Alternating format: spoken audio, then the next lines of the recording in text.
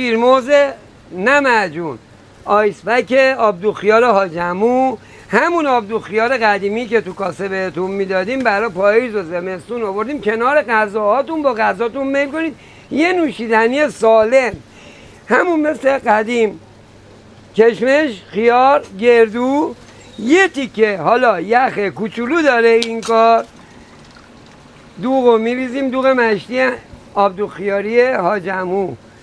دوغو که میریزیم همون تزیینی که روی دوغای قبلیمون داشتیم میایم روی اینم انجام میدیم براتون.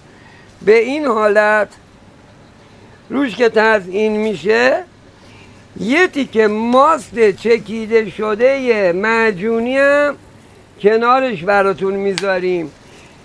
حضور شما عرض شود که آیسبک آبدوخیار حاج عمو کنار غذاتون میل کنید، لذت ببرید.